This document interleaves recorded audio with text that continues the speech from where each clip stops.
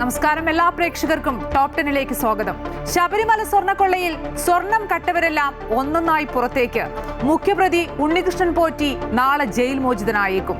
സ്വർണ്ണക്കൊള്ളയിൽ സർക്കാരിന്റെ പ്രതിരോധ ശ്രമത്തെ പ്രതിപക്ഷം ശക്തമായി ചോദ്യം ചെയ്യുന്നുണ്ടെങ്കിലും 90 ദിവസം കഴിഞ്ഞിട്ടും SIT കുറ്റപത്രം സമർപ്പിക്കാത്തതിൽ ഒരസ്വാഭാവികതയും തോന്നാത്ത സർക്കാരിൽ വിശ്വാസികൾക്ക് ആശങ്കയും സംശയവുമുണ്ട്. അകത്തായവർക്ക് സുഖമായി പുറത്തുവരാൻ കഴിയുന്ന പഴുതുകൾ ഉണ്ടെങ്കിൽ പ്രത്യേക അന്വേഷണ സംഘത്തെ നിയന്ത്രിക്കുന്നതാര്? അധികാരത്തിൽ ഇനി എണ്ണപ്പെട്ട ദിവസങ്ങൾ മാത്രമുള്ള ഈ സർക്കാർ ശബരിമല സ്വർണ്ണക്കൊള്ളയിൽ ജനങ്ങളോട് എന്ത് പറയും?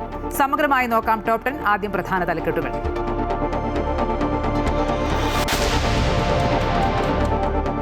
ഇന്ത്യ അമേരിക്ക വ്യാപാര കരാർ നടപ്പാക്കാൻ തീരുമാനമായെന്ന് കേന്ദ്രമന്ത്രി പീയൂഷ് ഗോയൽ. കരാറിന് അന്തിമ രൂപം നൽകിയത് പ്രധാനമന്ത്രിയുടെ നേതൃത്വത്തിൽ. കാർഷിക ക്ഷീര ഉൽപ്പന്നങ്ങൾക്ക് സംരക്ഷണം ഉറപ്പെന്നും കേന്ദ്രമന്ത്രി. കരസേന മുൻ മേധാവിയുടെ പുസ്തകത്തെക്കുറിച്ചുള്ള ലേഖനം വീണ്ടും ലോക്സഭയിൽ ഉന്നയിച്ച് രാഹുൽ ഗാന്ധി. പ്രതിഷേധിച്ച ഡീൻ കുര്യാക്കോസ്, ഹൈബി ഈഡൻ ഉൾപ്പെടെ 8 MPമാർക്ക് സസ്പെൻഷൻ. പ്രതിഷേധം തുടരുമെന്ന് ഹൈബി ഈഡൻ.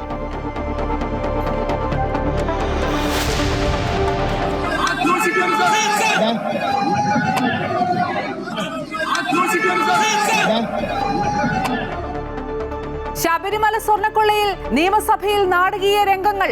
അതിരുവിട്ട് പ്രതിപക്ഷ പ്രതിഷേധം. സ്പീക്കറുടെ ഡയസിലേക്ക് അതിക്രമിച്ചു കയറാൻ ശ്രമിച്ച MLAമാർ. പ്രതിപക്ഷ നടപടിയെ അപലപിച്ച് സ്പീക്കറും മുഖ്യമന്ത്രിയും. സ്വർണ്ണക്കള്ളന്മാരായ അമ്പലം വിഴുങ്ങികളെ സർക്കാർ സംരക്ഷിക്കുന്നുവെന്ന് VD സതീശൻ. സ്വർണ്ണക്കൊള്ളയിൽ മുരാരി ബാബുവിനെ 9 മണിക്കൂർ ചോദ്യം ചെയ്ത് ED. സ്മാർട്ട് ക്രിയേഷൻസ് ഉടമ ഉൾപ്പെടെ 12 പേർക്ക് സമൻസ്.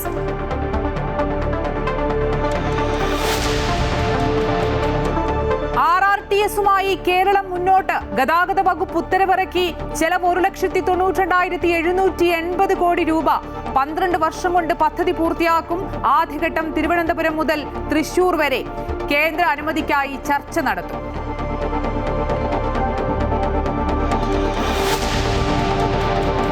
മണിപ്പൂരിൽ മന്ത്രിസഭാ രൂപീകരണത്തിന് നിർണായക നീക്കവുമായി BJP. യുംനാം ഖേംചന്ദ് സിംഗ് പുതിയ മുഖ്യമന്ത്രി. കുക്കി നാഗ വിഭാഗത്തിൽ നിന്ന് 2 ഉപമുഖ്യമന്ത്രിമാർ. തീരുമാനം രാഷ്ട്രപതി ഭരണം അവസാനിക്കാനിരിക്കെ.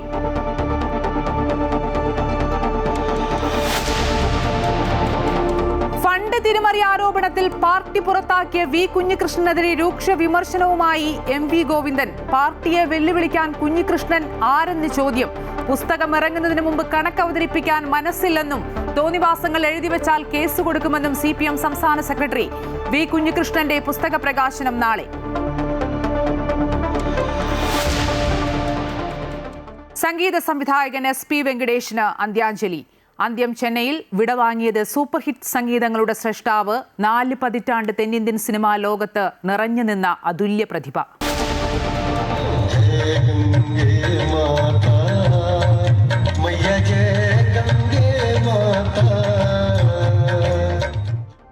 നിളയുടെ തീരങ്ങളെ ഭക്തി നിർഭരമാക്കിയ മഹാമാഘ മഹോത്സവത്തിന് സമാപനം. മകം നാളിലെ അമൃത സ്നാനത്തിലും നിള ആരതിയിലും പങ്കെടുത്ത് 10,000.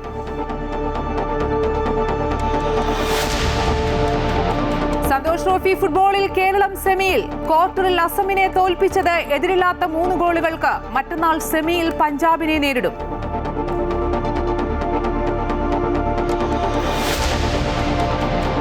PSLVയുടെ തുടർ പരാജയങ്ങൾ അന്വേഷിക്കാൻ അജിത് ഡോവൽ തിരുവനന്തപുരം VSSCയിലെത്തി. പ്രധാനമന്ത്രിയുടെ നിർദ്ദേശപ്രകാരം ശാസ്ത്രജ്ഞന്മാരുമായി കൂടിക്കാഴ്ച നടത്തി.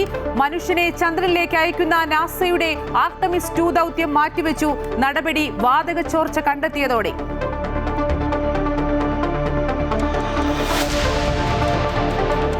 Story of the day. സ്നേഹം സഹായമായി ഒഴുകട്ടെ, നന്ദകുമാറിനെ ഒപ്പം നിർത്താം. ഇന്ത്യ US വ്യാപാര കരാർ യാഥാർത്ഥ്യമാകുന്നു. പെട്രോളിയം, പ്രതിരോധം, ഇലക്ട്രോണിക്സ്, ഫാർമസ്യൂട്ടിക്കൽസ്, ടെലികോം മേഖലകളിലെ ഉൽപ്പന്നങ്ങളും വിമാനങ്ങളും ഇന്ത്യ അമേരിക്കയിൽ നിന്ന് വാങ്ങും. ഇരു രാജ്യങ്ങളും തമ്മിൽ സമഗ്രമായ കരാറിനായുള്ള ചർച്ചകൾ തുടരുമെന്നും വാണിജ്യ വ്യവസായ മന്ത്രി പീയൂഷ് ഗോയൽ. 2 വലിയ സമ്പദ് വ്യവസ്ഥകൾ ഒരുമിച്ച് പ്രവർത്തിക്കുമ്പോൾ ഗുണകരമെന്ന് പ്രധാനമന്ത്രി നരേന്ദ്രമോദിയും. കരാർ സ്ഥിരീകരിച്ചതോടെ ഇന്ത്യൻ ഓഹരി വിപണിയിലും മുന്നേറ്റമുണ്ടായി. റഷ്യയുമായുള്ള ബന്ധത്തിൽ ഇടഞ്ഞ US ഇന്ത്യക്ക് മേൽ അധിക നികുതി എന്ന ആയുധമാണ് ഇറക്കിയത്. എന്നാൽ ട്രംപിന്റെ ഒരു ഭീഷണിക്കും ഇന്ത്യ വഴങ്ങിയില്ല. വ്യാപാരം ഉൾപ്പെടെയുള്ള വിഷയങ്ങളിൽ യൂറോപ്യൻ യൂണിയനെ കൂടെ നിർത്തിയാണ് ട്രംപിന് ഇന്ത്യ തിരിച്ചടി നൽകിയത്. കാര്യം കൈവിട്ടു പോകുമെന്നായപ്പോൾ ഒടുവിൽ ട്രംപ് ഇന്ത്യക്ക് മുമ്പിൽ വഴങ്ങി. നികുതി 50% നിന്നും 18% കുറച്ചു. പൂർണ്ണമല്ല എങ്കിലും വാണിജ്യ കരാറിന്റെ വിശദാംശങ്ങൾ പുറത്തുവന്നു. പെട്രോളിയം, പ്രതിരോധം, ഇലക്ട്രോണിക്സ്, ഫാർമസ്യൂട്ടിക്കൽസ്, ടെലികോം മേഖലകളിലെ ഉൽപ്പന്നങ്ങളും വിമാനങ്ങളും ഇന്ത്യ അമേരിക്കയിൽ നിന്ന് വാങ്ങും. യുവാക്കൾ, യുവതികൾ, കർഷകർ, മത്സ്യത്തൊഴിലാളികൾ, സ്ത്രീകൾ എന്നിങ്ങനെ ഇന്ത്യയിലെ 140 കോടി ജനങ്ങൾക്കും ഈ കരാർ വലിയ അവസരങ്ങൾ തുറന്നു നൽകും. ഇന്ത്യയുമായുള്ള US സഹകരണം പ്രധാനമന്ത്രി സ്വാഗതം ചെയ്തു. ട്രംപുമായുള്ള ഊഷ്മള സൗഹൃദമാണ് US-മായി ഇത്രയും മികച്ചൊരു കരാറിലേക്ക് ഇന്ത്യയെ എത്തിച്ചതെന്ന് കേന്ദ്ര വാണിജ്യ വ്യവസായ മന്ത്രി പീയൂഷ് ഗോയൽ പ്രതികരിച്ചു. അയൽ രാജ്യങ്ങൾക്കോ ഇന്ത്യയുമായി മത്സരിക്കുന്ന മറ്റ് രാജ്യങ്ങൾക്കോ ലഭിച്ചതിനേക്കാൾ മികച്ച ആനുകൂല്യങ്ങളാണ് ഈ കരാറിലൂടെ ഇന്ത്യക്ക് ലഭിച്ചിരിക്കുന്നതെന്നും അദ്ദേഹം പ്രതികരിച്ചു. യുണൈറ്റഡ് സ്റ്റേറ്റ്സ് ഓഫ് അമേരിക്ക के साथ एक बहुत ही बढ़िया ट्रेड डील जिसका देशवासियों को कई महीनों से इंतजार था, संपन्न किया है. देश हित और जनहित को सामने रखते हुए താരിഫുകൾ കുറഞ്ഞതോടെ ഇന്ത്യൻ തുണിത്തരങ്ങൾ, രത്നങ്ങൾ, ആഭരണങ്ങൾ, തുകൽ ഉൽപ്പന്നങ്ങൾ എന്നിവയ്ക്ക് അന്താരാഷ്ട്ര വിപണിയിൽ കൂടുതൽ സ്വീകാര്യത ലഭിക്കുമെന്നാണ് വിലയിരുത്തൽ. റഷ്യൻ എണ്ണ വാങ്ങുന്നതിന്മേലുള്ള അധിക ലെവി ഒഴിവാക്കിയതും ഇന്ത്യയുടെ ഊർജ്ജ സുരക്ഷയ്ക്ക് കരുത്തു പകരും. ഇന്ത്യ-US വ്യാപാര കരാർ ഇരു രാജ്യങ്ങളും സ്ഥിരീകരിച്ചതോടെ ഇന്ത്യൻ ഓഹരി വിപണിയിലും മുന്നേറ്റമുണ്ടായി. News desk, Amrita news. India വ്യാപാര കരാറിൽ പ്രധാനമന്ത്രി നരേന്ദ്രമോദിക്കെതിരെ രൂക്ഷ വിമർശനങ്ങളുമായി പ്രതിപക്ഷ നേതാവ് രാഹുൽ ഗാന്ധി. അമേരിക്കയുമായുള്ള വ്യാപാര കരാറിൽ ട്രംപിന്റെ സമ്മർദ്ദത്തിന് പ്രധാനമന്ത്രി വഴങ്ങിയെന്നും രാജ്യത്തിന്റെ താൽപര്യങ്ങൾ വിറ്റഴിച്ചുവെന്നും രാഹുൽ കുറ്റപ്പെടുത്തി. ഇന്ത്യ-US വ്യാപാര കരാർ അന്തിമമാക്കാൻ എപ്സ്റ്റീൻ ഫയലും കാരണമായെന്ന് രാഹുൽ ഗാന്ധി വ്യക്തമാക്കി. नरेंद्र मोदी जी ने कल शाम उस डील को साइन कर दिया.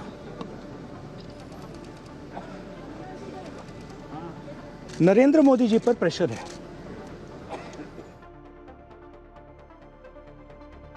ലോക്സഭയിലെ പ്രതിഷേധത്തിൽ നടപടിയെടുത്ത് സ്പീക്കർ. ഡീൻ കുര്യാക്കോസ്, ഹൈബി ഈഡൻ ഉൾപ്പെടെയുള്ള 8 എംപിമാർക്ക് സസ്പെൻഷൻ. ഈ സഭാ കാലാവധി കഴിയും വരെയാണ് സസ്പെൻഷൻ. ബഹളത്തിനിടെ മേശപ്പുറത്ത് കയറിയതിനും കടലാസുകൾ കീറിയെറിഞ്ഞതിനുമാണ് നടപടി. കേരളത്തിൽ നിന്നുള്ള എംപിമാരായ ഹൈബി ഈഡൻ, ഡീൻ കുര്യാക്കോസ് എന്നിവർക്ക് പുറമെ അമരീന്ദർ സിംഗ്, രാജാ വാറിംഗ്, മാണിക്യം ടാഗോർ, ഗുർജീത് സിംഗ് ഔജ്ല, പ്രശാന്ത് പട്ടോല, കിരൺകുമാർ റെഡ്ഡി, വെങ്കട്ടരാമൻ തുടങ്ങിയവരാണ് നടപടി നേരിട്ട മറ്റ് എംപിമാർ. സസ്പെൻഷനെ തുടർന്ന് പ്രതിപക്ഷ എംപിമാർ പാർലമെന്റ് വളപ്പിൽ ശക്തമായ പ്രതിഷേധം സംഘടിപ്പിച്ചു. ജനാധിപത്യ വിരുദ്ധമായ നടപടിയാണ് കേന്ദ്ര സർക്കാർ സ്വീകരിക്കുന്നതെന്ന് എംപിമാർ കുറ്റപ്പെടുത്തി. ശക്തമായ പ്രതിഷേധം പാർലമെന്റിന്റെ അകത്ത് മറ്റുള്ള എംപിമാര്, ഇന്ത്യ അലയൻസിലെ മുഴുവൻ എംപിമാരും ഒറ്റക്കെട്ടായി ഇതിന്റെ പിന്നിൽ അണിനിരന്നിട്ടുണ്ട്. സസ്പെൻഡ് ചെയ്യപ്പെട്ടിട്ടുള്ള എംപിമാർ പുറത്ത് ഈ വിഷയവുമായി ബന്ധപ്പെട്ട് സമരം ചെയ്യും. ശക്തമായി തന്നെ പാർട്ടി ഈ വിഷയം, ഇന്ത്യ അലയൻസ് ഈ വിഷയം ഏറ്റെടുക്കുക. മുൻ കരസേനാ മേധാവി MM നരാവനയുടെ പുസ്തകത്തിലെ ഭാഗം ലോക്സഭയിൽ പ്രതിപക്ഷം വീണ്ടും പരാമർശിച്ചു. എന്നാൽ വിഷയം ഉന്നയിക്കാൻ അനുമതി ലഭിച്ചില്ല. ഇതോടെ ശക്തമായി പ്രതിഷേധിച്ച് പ്രതിപക്ഷാംഗങ്ങൾ നടുത്തളത്തിലേക്ക് ഇറങ്ങി. പേപ്പറുകൾ കീറിയെറിഞ്ഞു. സഭ കുറച്ചു സമയത്തേക്ക് നിർത്തിവെച്ചു. പിന്നീട് വീണ്ടും ചേർന്നപ്പോൾ പ്രതിപക്ഷാംഗങ്ങളെ സസ്പെൻഡ് ചെയ്യണമെന്ന് മന്ത്രി കിരൺ റിജിജു ആവശ്യപ്പെട്ടു. തുടർന്നാണ് സസ്പെൻഷൻ നടപടികളിലേക്ക് കടന്നത്. ഈ സഭാ കാലാവധി തീരും വരെയാണ് സസ്പെൻഷൻ. സംഭവത്തെ സ്പീക്കർ അപലപിച്ചു. പാർലമെന്ററി മര്യാദയുടെ ലംഘനമാണെന്ന് വിശേഷിപ്പിച്ച സ്പീക്കർ ബജറ്റ് സമ്മേളനത്തിൽ ഇത്തരം നടപടികൾ അനുവദിക്കില്ല എന്നും പറഞ്ഞു. ബഹളത്തെ തുടർന്ന് സഭ ഇന്നത്തേക്ക് പിരിഞ്ഞു. News desk, Amrita TV. Sabarimala സ്വർണ്ണക്കൊള്ളയിൽ നിയമസഭയിലെ സംഘർഷം അസാധാരണ തലത്തിൽ. സ്പീക്കറുടെ ഡയസിനകത്തേക്ക് അതിക്രമിച്ചു കയറാൻ ശ്രമിച്ച് അൻവർ സാദത്തും മാത്യു കുഴൽനാടനും ഉൾപ്പെടെയുള്ള MLA-മാർ പരസ്പരം വെല്ലുവിളിച്ച് ഭരണ പ്രതിപക്ഷ MLA-മാർ 2 തവണ സഭാ നടപടികൾ നിർത്തിവെച്ചു. പ്രതിപക്ഷ നടപടിയെ അപലപിച്ച് സ്പീക്കറും മുഖ്യമന്ത്രിയും രംഗത്തെത്തി. സ്വർണ്ണക്കള്ളന്മാരായ അമ്പലം വിഴുങ്ങികളെ സർക്കാർ സംരക്ഷിക്കുന്നുവെന്നും പ്രതികൾക്ക് സ്വാഭാവിക ജാമ്യം കിട്ടാൻ അവസരമുണ്ടാക്കുന്നുവെന്നും പ്രതിപക്ഷ നേതാവ്. സഭ പൂർണ്ണമായും ബഹിഷ്കരിച്ച് പ്രതിപക്ഷം പുറത്തേക്കിറങ്ങി. മുൻ ദിവസങ്ങളിൽ നിന്ന് തികച്ചും വ്യത്യസ്തമായാണ് ശബരിമല വിഷയത്തിൽ ഇന്ന് പ്രതിപക്ഷം സഭയിൽ നിലപാടെടുത്തത്. ചോദ്യോത്തരവേള തുടങ്ങിയപ്പോൾ മുതൽ അത്യന്തം നാടകീയമായ സംഭവവികാസങ്ങളാണ് അരങ്ങേറിയത്. SITയുടെ അന്വേഷണത്തിൽ മുഖ്യമന്ത്രിയുടെ ഓഫീസ് ഇടപെടുന്നതിനാൽ കുറ്റപത്രം നൽകാൻ വൈകുന്നുവെന്നും പ്രതികൾക്ക് സ്വാഭാവിക ജാമ്യം കിട്ടി പുറത്തിറങ്ങാനുള്ള അവസരം സൃഷ്ടിക്കുകയാണെന്നും പ്രതിപക്ഷം ആരോപിച്ചു. സഭാ നടപടികളുമായി സഹകരിക്കില്ലെന്ന് പ്രതിപക്ഷ നേതാവ് അറിയിച്ചതിന് തൊട്ടുപിന്നാലെ പ്ലക്കാർഡുകളുമേന്തി നടുത്തളത്തിലിറങ്ങി മുദ്രാവാക്യം വിളിച്ചു. ബഹളത്തിനിടയിലും ചോദ്യോത്തരവേള തുടർന്നത് പ്രതിപക്ഷത്തെ പ്രകോപിപ്പിച്ചു. സ്പീക്കറുടെ ഡയസിന് മുന്നിൽ ബാനർ ഉയർത്തി പ്രതിഷേധം കടുപ്പിച്ചതോടെ ഭരണപക്ഷ നിരയിൽ നിന്നും ബഹളമുണ്ടായി. പോറ്റിയെ കേറ്റിയെ പാരടി ഉൾപ്പെടെ ഇരുപക്ഷത്തു നിന്നും പരസ്പരം പോർവിളികളും നടത്തി. പ്ലീസ് ബാനർ താത്തില്ല, ബാനർ പിടിച്ചു മാറ്റും. സ്പ്രിംഗ്ലർ കേസിലെ കോടതി വിധി പരാമർശിച്ച് പ്രതിപക്ഷത്തിനെതിരെ പരിഹാസവുമായി മന്ത്രി MP രാജേഷ് രംഗത്ത് വന്നു. ഇപ്പോ ഹൈക്കോടതിയിൽ നിന്ന് 2 കരണക്കുറ്റിക്ക് മാറി കഴിഞ്ഞ കുറെ കാലമായിട്ട് ഇവർക്ക് പ്രഹരമേറ്റുകൊണ്ടിരിക്കുകയാണ്. ഏറ്റവും ഒടുവിലേറ്റ പ്രഹരം സ്പ്രിംഗ്ലർ കേസിലാണ്. സ്പ്രിംഗ്ലർ കഴിഞ്ഞ നിയമസഭാ തെരഞ്ഞെടുപ്പ് കാലത്ത് ഉയർത്തിപ്പിടിച്ച ആരോപണമായിരുന്നില്ലേ? എന്താ ഈ സ്പ്രിംഗ്ലറിന്റെ കഥ? ഇതിനിടെ MLA-മാരായ അൻവർ സാദത്തും സനീഷ് കുമാർ ജോസഫും TV ഇബ്രാഹിമും ഡയസിനകത്തു കയറാൻ ശ്രമം നടത്തി. അപ്പോഴേക്കും വാച്ച് ആൻഡ് വാർഡുമാർ എത്തുകയും സ്പീക്കറെ വേഗത്തിൽ അകത്തേക്ക് കൊണ്ടുപോവുകയും ചെയ്തു.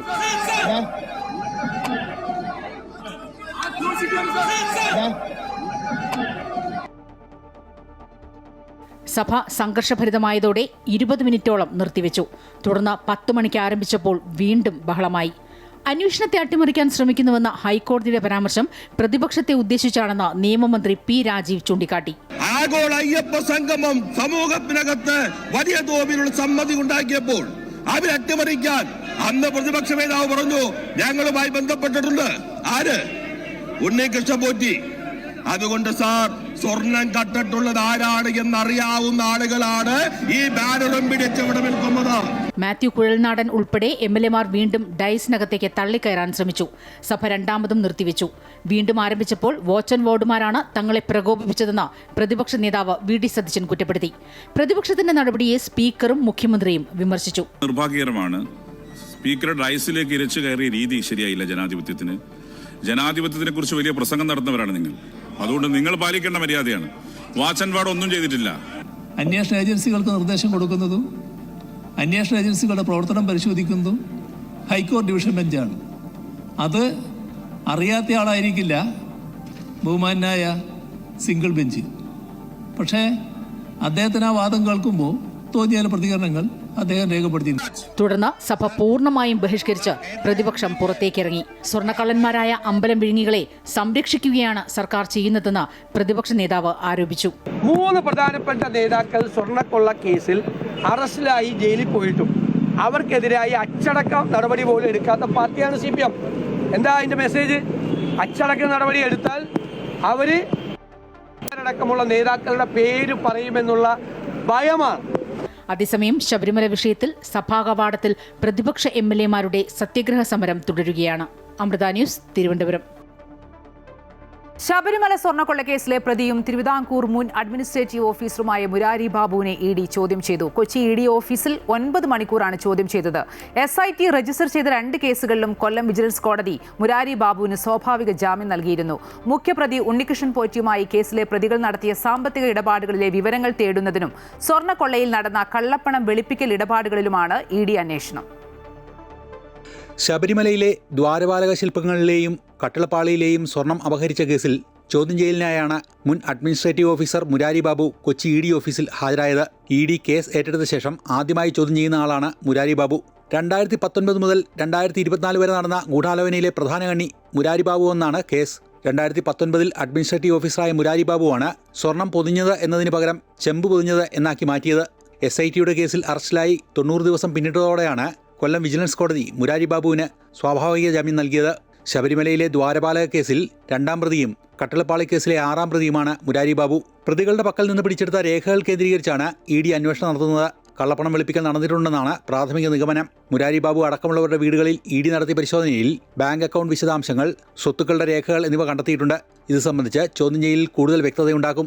സ്വർണ്ണക്കൊള്ളയിൽ നടന്ന കള്ളപ്പണം വെളുപ്പിക്കൽ ഇടപാടുകളിലാണ് ED അന്വേഷണം. ശബരിമലയിലെ സ്വർണ്ണക്കൊള്ളക്കേസിൽ കുറ്റപത്രം പോലും നൽകാനാവാതെ SIT അന്വേഷണം വഴിമുട്ടുമ്പോൾ പ്രതിപട്ടികയിലുള്ളവർ സ്വാഭാവിക ജാമ്യം നേടി ഓരോരുത്തരായി പുറത്തേക്ക് വരുമ്പോഴാണ് സമാന്തരമായി ED കേസന്വേഷണം തുടങ്ങുന്നത്. സ്വർണ്ണക്കൊള്ളയുമായി ബന്ധപ്പെട്ട 12ഓളം ആളുകൾക്ക് ED നോട്ടീസ് അയച്ചിട്ടുണ്ട്. അമൃത ന്യൂസ്, കൊച്ചി. ശബരിമല സ്വർണ്ണക്കവർച്ചാ കേസിൽ തന്ത്രി കണ്ഠരര് രാജീവരുടെ ജാമ്യഹർജികൾ വിശദമായ വാദം കേൾക്കാനായി ഈ മാസം 9 മാറ്റി. 2 കേസുകളിലും ഒരുമിച്ച് വാദം കേട്ട ശേഷമായിരിക്കും കൊല്ലം വിജിലൻസ് കോടതി ജാമ്യഹർജിയിൽ വിധി പറയുക. ആചാരപരമായ കാര്യങ്ങളിലല്ലാതെ സ്വർണ്ണ കവർച്ചയുമായി ബന്ധപ്പെട്ട് തനിക്ക് യാതൊരു പങ്കുമില്ല എന്ന് കാട്ടിയാണ് തന്ത്രി ജാമ്യഹർജി സമർപ്പിച്ചത്. കട്ടിളപ്പാളി കേസിലും ദ്വാരപാലക ശില്പ കേസിലും തന്ത്രി സമർപ്പിച്ച ജാമ്യഹർജി പരിഗണിച്ച കൊല്ലം വിജിലൻസ് കോടതിയാണ് വിശദമായ വാദം കേൾക്കാൻ മറ്റൊരു ദിവസത്തേക്ക് മാറ്റിയത്. SIT കോടതിയിൽ 5-ാം തീയതി റിപ്പോർട്ട് സമർപ്പിക്കും. ഈ റിപ്പോർട്ട് കൂടെ പരിഗണിച്ചാകും കോടതി നടപടികൾ. ആചാരപരമായ കാര്യങ്ങളിലല്ലാതെ സ്വർണ്ണക്കവർച്ചയുമായി ബന്ധപ്പെട്ട് തനിക്ക് യാതൊരു പങ്കുമില്ല എന്ന് കാട്ടിയാണ് തന്ത്രി ജാമ്യഹർജി സമർപ്പിച്ചിരിക്കുന്നത്. വിശദമായ വാദം കേട്ട ശേഷം വിജിലൻസ് കോടതി 9-ന് വിധി പറയും. കേസിൽ ഇതുവരെ 3 പേർ ജയിൽ മോചിതരായി. മുരാരി ബാബുവിനും സുധീഷ് കുമാറിനും സ്വാഭാവിക ജാമ്യം അനുവദിച്ച കോടതി മുൻ അഡ്മിനിസ്ട്രേറ്റീവ് ഓഫീസർ എസ് ശ്രീകുമാറിന് 43-ാം ദിവസം ജാമ്യം നൽകിയിരുന്നു. ദ്വാരപാലക ശില്പ കേസിൽ ജാമ്യം ലഭിച്ച ഉണ്ണികൃഷ്ണൻ പോറ്റി കട്ടിളപ്പാളി കേസിലും ജാമ്യഹർജി സമർപ്പിച്ചിട്ടുണ്ട്. ബുധനാഴ്ച കോടതി ഉണ്ണികൃഷ്ണൻ പോറ്റിയുടെ ജാമ്യഹർജി പരിഗണിക്കും. SIT ഇതുവരെ ഇടക്കാല കുറ്റപത്രം പോലും സമർപ്പിക്കാത്ത സാഹചര്യത്തിൽ പോറ്റിക്കും ജാമ്യം അനുവദിച്ചു കിട്ടാനാണ് സാധ്യത. അമൃത ന്യൂസ്, കൊല്ലം. ശബരിമല സ്വർണ്ണക്കൊള്ളയിൽ പ്രതിഷേധിച്ച് യുവമോർച്ച നടത്തിയ നിയമസഭാ മാർച്ചിൽ സംഘർഷം. ബാരിക്കേഡ് തള്ളിയിടാൻ ശ്രമിച്ച പ്രവർത്തകർക്ക് നേരെ പോലീസ് പലതവണ ജലപീരങ്കിയും കണ്ണീർവാതകവും പ്രയോഗിച്ചു. പ്രതിഷേധ മാർച്ചിൽ ഒട്ടേറെ പ്രവർത്തകർക്ക് പരിക്കേറ്റു. സ്വർണ്ണക്കൊള്ളയിൽ CPM-നും കോൺഗ്രസിനും പങ്കുണ്ടെന്നും സമരത്തെ അടിച്ചമർത്താൻ സാധിക്കില്ലെന്നും BJP ദേശീയ നിർവാഹക സമിതി അംഗം PK കൃഷ്ണദാസ് പറഞ്ഞു.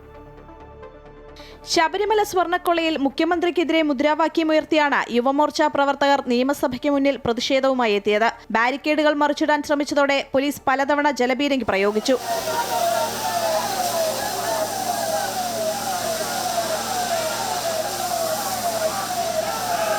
യുവമോർച്ച പ്രവർത്തകർ ബാരിക്കേഡുകൾക്ക് മുകളിൽ കയറി പ്രതിഷേധം തുടർന്നതോടെ പ്രതിഷേധക്കാർക്ക് നേരെ പോലീസ് കണ്ണീർവാതകം പ്രയോഗിച്ചു. നിരവധി പ്രവർത്തകർക്ക് പരിക്കേറ്റു.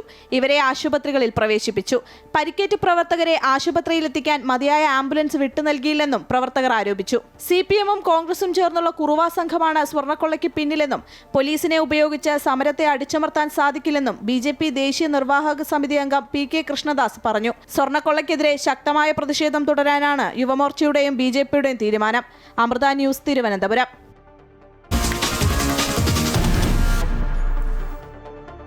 സിൽവർ ലൈനു ബദലായി സംസ്ഥാനത്ത് RRTS പദ്ധതിയുമായി മുന്നോട്ടു പോകാൻ തന്നെയാണ് സർക്കാർ തീരുമാനം. പദ്ധതി തത്വത്തിൽ അംഗീകരിച്ചതായി ഗതാഗത വകുപ്പ് ഉത്തരവിറക്കി. തിരുവനന്തപുരം മുതൽ തൃശൂർ വരെയുള്ള 1ാം ഘട്ടത്തിനാണ് അനുമതി നൽകിയിരിക്കുന്നത്.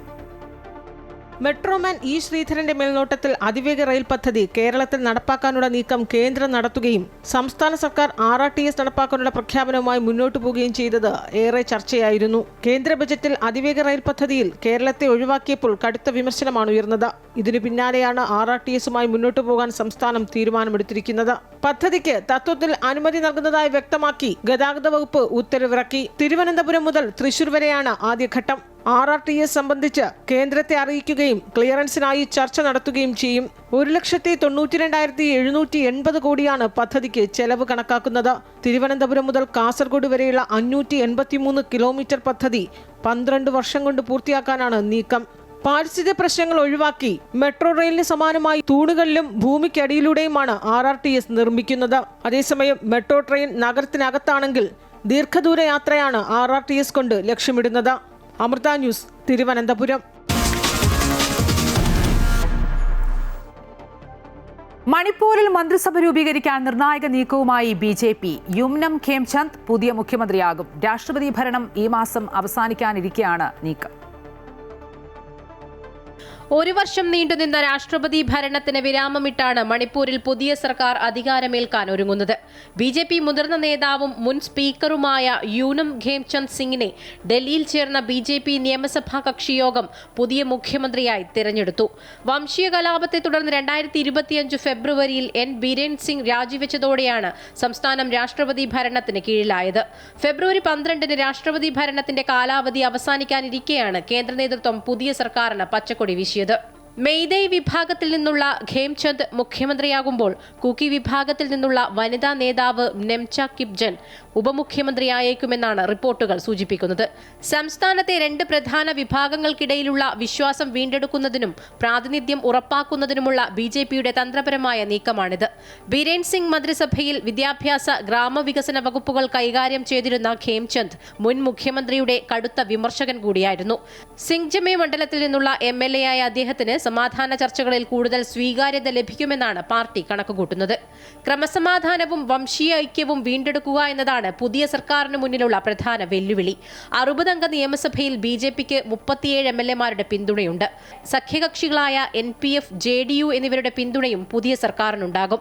അടുത്ത വർഷം നിയമസഭാ തെരഞ്ഞെടുപ്പ് നടക്കാനിരിക്കെ സമാധാനപരമായ പുനരധിവാസവും ജനങ്ങളുടെ സുരക്ഷയും ഉറപ്പാക്കി ജനവിശ്വാസം നേടിയെടുക്കുക എന്ന കടുത്ത ദൗത്യമാണ് ഖേംചന്ദ് ഭരണകൂടത്തിന് മുന്നിലുള്ളത്. News desk Amrita TV.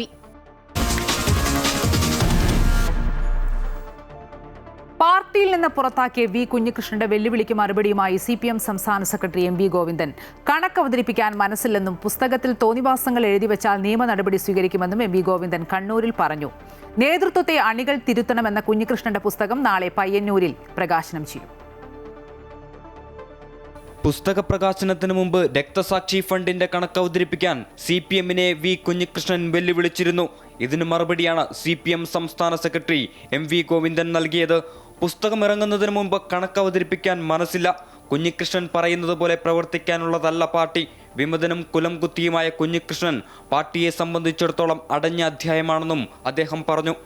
പാർട്ടിയിൽ നിന്ന് പുറത്താക്കിയിട്ടുള്ള ഒരാൾ പിന്നെ എന്ത് വെല്ലുവിളി വിളിക്കുന്നത്? ഞങ്ങളതൊന്നും അന്വേഷിക്കാൻ പോകുന്നില്ല എന്ന് മലയാളിലെ പറയുന്നു. ഏത് കണക്കെല്ലാം ഞങ്ങൾ പ്രത്യേകിച്ച് പറഞ്ഞിട്ടില്ല. മനസ്സില്ല പോരെ. കുഞ്ഞീഷ്ണൻ പറയുന്ന ചോദ്യം കൊണ്ട് പുറപ്പെട്ടിരിക്കുക ചെറിയ ആൾ. നിങ്ങൾ കുറേ കൊല്ലം നടക്കും. കുഞ്ഞീഷ്ണൻ്റെ കണക്ക് നോക്കേണ്ട ഉത്തരവാദിത്വം കമ്മ്യൂണിസ്റ്റ് പാർട്ടിക്ക് ഇല്ല. കമ്മ്യൂണിസ്റ്റ് പാർട്ടി കൃത്യമായ കണക്കുണ്ട്. പിന്നെ എന്തിനാ കുഞ്ഞീഷ്ണൻ്റെ കണക്ക് നോക്കുന്നു? രക്തസാക്ഷി ഫണ്ട് അപഹരിച്ചു എന്നത് ആരോപണം മാത്രമാണ്. പുസ്തകത്തിൽ താൻ ഉൾപ്പെടെയുള്ള നേതാക്കൾക്കെതിരെ പരാമർശമുണ്ടെങ്കിൽ നിയമ നടപടികൾ സ്വീകരിക്കുമെന്നും MV ഗോവിന്ദൻ പറഞ്ഞു. കേസ് MP ചേരാൻ കേസ് കൊടുക്കും. എൻ്റെ പേര് പറഞ്ഞിട്ട് ഞാനും കേസ് കൊടുക്കും. പിന്നെന്താ തോന്നിവാസം പറയാൻ പുറപ്പെട്ടാൽ അതിന് കേസ് കൊടുക്കും. ഏറെ രാഷ്ട്രീയ വിവാദങ്ങൾക്ക് തിരികൊളുത്തിയ വി കുഞ്ഞികൃഷ്ണന്റെ വെളിപ്പെടുത്തലിന് പിന്നാലെ പ്രകാശനം ചെയ്യുന്ന പുസ്തകം ആകാംക്ഷയോടെയാണ് രാഷ്ട്രീയ കേരളം ഉറ്റുനോക്കുന്നത്. ഫണ്ട് തട്ടിപ്പിന്റെ തെളിവുകൾ ഉൾപ്പെടെയുള്ള വിവരങ്ങൾ പുസ്തകത്തിലുണ്ടെന്നാണ് സൂചന. നേതൃത്വത്തെ അണികൾ തിരുത്തണമെന്ന കുഞ്ഞികൃഷ്ണന്റെ പുസ്തകം പയ്യന്നൂരിൽ നാളെ പ്രകാശനം ചെയ്യും. അമൃത ന്യൂസ്, കണ്ണൂർ. തെന്നിന്ത്യൻ സൂപ്പർ ഹിറ്റ് സംഗീത സംവിധായകൻ SP വെങ്കടേഷ് അന്തരിച്ചു.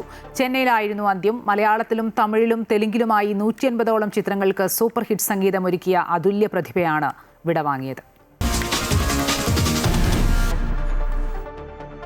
സനാതന ധർമ്മ സന്ദേശത്തിന് വലിയൊരു തുടക്കമിട്ട് മാഘമക മഹോത്സവത്തിന് ത്രിമൂർത്തി സംഗമസ്ഥാനത്ത് കൊടിയിറങ്ങി. രക്ഷാധികാരിയായ സദ്ഗുരു ശ്രീ മാതാ അമൃതാനന്ദമയി ദേവിയുടെ സങ്കല്പത്തിലും നിർദ്ദേശത്തിലും നടന്ന മഹാമാഘ മഹോത്സവം ആധ്യാത്മിക കേരളത്തിൽ വിപ്ലവം സൃഷ്ടിച്ചു. കേരളത്തിൽ ആധ്യാത്മിക വിപ്ലവം സൃഷ്ടിച്ചാണ് ത്രിമൂർത്തി സംഗമസ്ഥാനത്ത് മഹാമാഘ മഹോത്സവത്തിന് കൊടിയിറങ്ങുന്നത്. നൂറ്റാണ്ടുകൾക്ക് മുൻപ് നിലച്ചുപോയ കേരളത്തിൻ്റെ ആത്മീയ സാംസ്കാരികോത്സവം പുനരാരംഭിച്ചപ്പോൾ അക്ഷരാർത്ഥത്തിൽ ജനങ്ങൾ ഏറ്റെടുക്കുകയായിരുന്നു.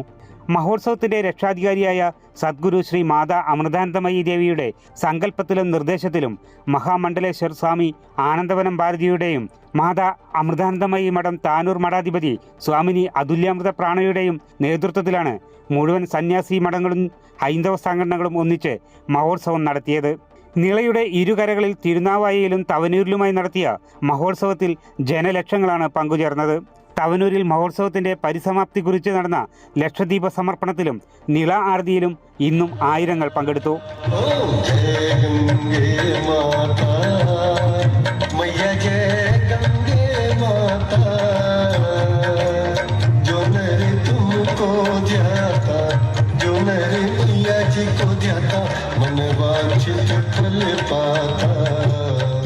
പ്രതീക്ഷകൾക്കപ്പുറമുള്ള ജനപ്രവാഹത്തെ അനിഷ്ട സംഭവങ്ങളൊന്നുമില്ലാതെ നിയന്ത്രിച്ച സംഘാടക മികവും എടുത്തു പറയേണ്ടതു തന്നെയാണ്. കേരളത്തിൻ്റെ സംസ്കാരത്തെ സമ്പന്നമാക്കി ഒഴുകിയ ഭാരതപ്പുഴയുടെ ഉത്സവം കേരളത്തിലുണ്ടാക്കിയ ചലനം ചെറുതല്ല. വരാനിരിക്കുന്ന വലിയ കുംഭമേളയ്ക്കുള്ള നാന്ദി കുറിക്കലാണ്. അമൃത ന്യൂസ്, മലപ്പുറം. നിളയുടെ തീരങ്ങളെ ഭക്തി നിർഭരമാക്കിയ മഹാമാഘ മഹോത്സവത്തിനാണ് സമാപനമായിരിക്കുന്നത്. TK അരവിന്ദനുണ്ട് വിശദാംശങ്ങളുമായി. അരവിന്ദൻ, കഴിഞ്ഞ 2 ആഴ്ചയായി നമുക്കറിയാം കേരളത്തിനകത്തു നിന്നും പുറത്തുനിന്നുമൊക്കെ ആയിരക്കണക്കിന് വിശ്വാസികളാണ് ഈ മഹാമാഘ മഹോത്സവത്തിൽ പങ്കെടുക്കാനായി നിളയുടെ തീരങ്ങളിലേക്ക് എത്തിയത്. 15 ദിവസം നിന്ന ആത്മീയ സാംസ്കാരിക ഉത്സവത്തിനാണ് സമാപനമാകുന്നത്.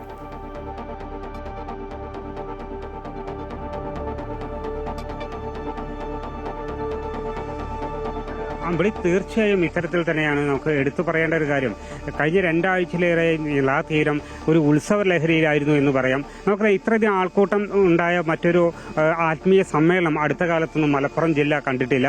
അത്രയധികം ആളുകളായിരുന്നു ഈ കഴിഞ്ഞ 10-18 ദിവസങ്ങളിലായി ഇങ്ങോട്ടേക്ക് ഒഴുകിയെത്തിക്കൊണ്ടിരുന്നത്. എന്തായാലും ഇത് കേരളത്തിന്റെ തന്നെ സാംസ്കാരിക ആധ്യാത്മിക രംഗത്ത് വലിയൊരു മാറ്റം ഉണ്ടാക്കിയിരിക്കുകയാണ്.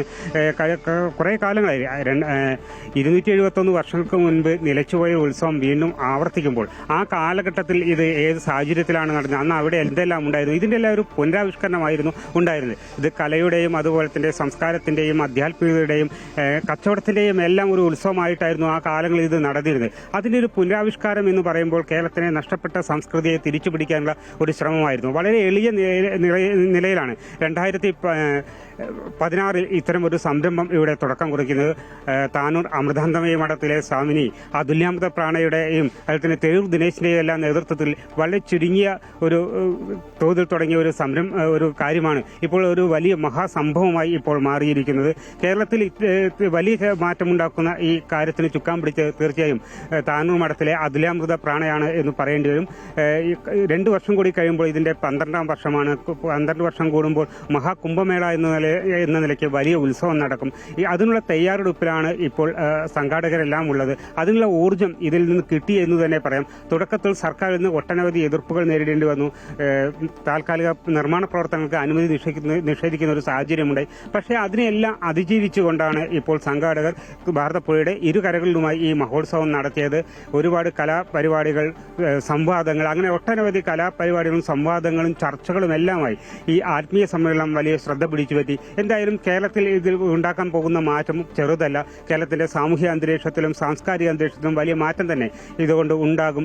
സനാതന ധർമ്മത്തിന്റെ ഒരു ഉയർത്തെഴുന്നേൽപ്പ് ഇതിലൂടെ സാധ്യമാകും എന്നുള്ളത് തന്നെയാണ് സംഘാടകർ പ്രതീക്ഷിക്കുന്നത്. അമ്പിളി.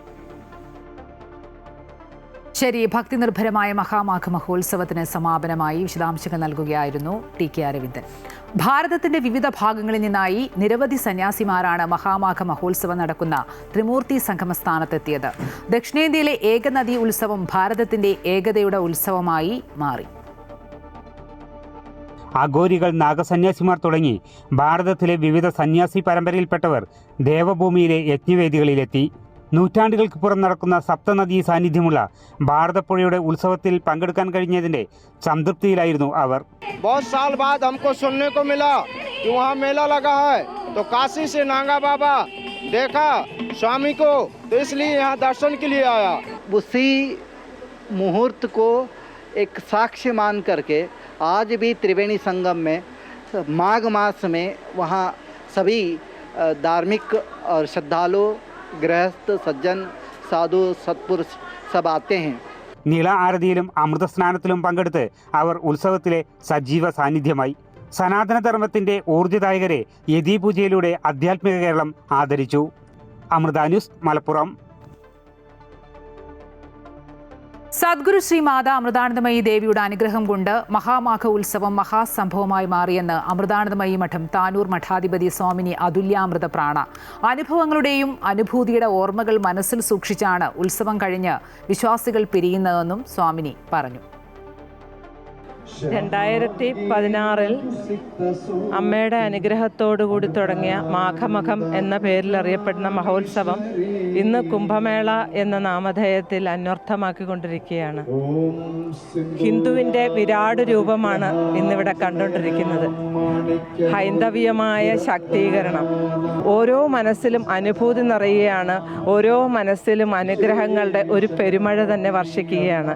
കുംഭമേളയുടെ മഹത്വവും അത് തന്നെയാണ്. നമ്മൾ ആരെയും അറിയിക്കേണ്ട, എല്ലാവരും സ്വമേധയാ അറിഞ്ഞുകൊണ്ട് തന്നെ താനും ഈ കുംഭമേളയ്ക്കുണ്ട്, അതിൻ്റെ അനുഭൂതി നുകർന്നുകൊണ്ട് ഓരോരുത്തരും പോവുകയാണ്, കടന്നു പോവുകയാണ്.